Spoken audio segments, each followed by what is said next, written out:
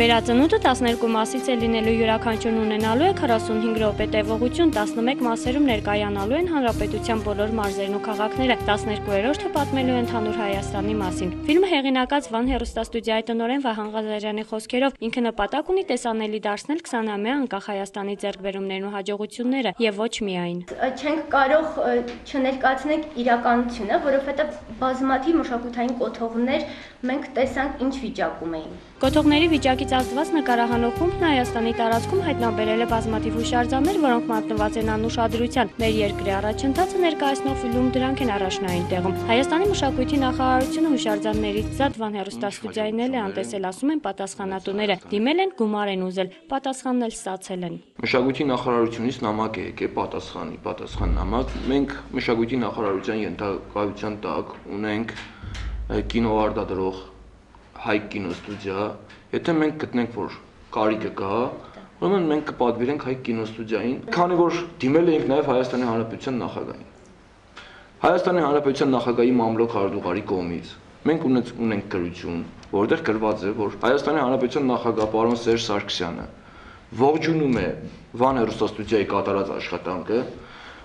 Վերածնունդ ֆիլմը արժանի է ամենայն ուշադրության։ Պարոն նախագահ Սերժ Սարգսյան։ Ես այդ նույն գրությունով նորից դիմեցի մշակույթի նախարարություն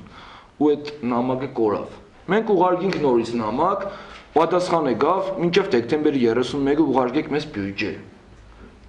Մինչև դեկտեմբերի 25-ը մենք բյուջեն ուղարկում ենք իրենց, ասում ենք կներեք, բայց բյուջեն ուղարկվել է արդեն կառավարություն, քննարկման, ձեզ գումար չենք կարող էլ նախատեսել։ Գումար հատկացնելու պատրաստակամություն հայտնել է Արմենտել Պակ բաժնետիրական ընկերությունը, 9 միլիոն դրամ կազմող բյուջեի 4 միլիոնը հատկացրել է։ Սոցիալական պատասխանատվության հիմնական գաղափարը այն է, որ հնարավորություն տալ մեր աջակցությամբ Հայաստանի երիտասարդներին, Հայաստանի երեխաներին զգալ եւ իրենց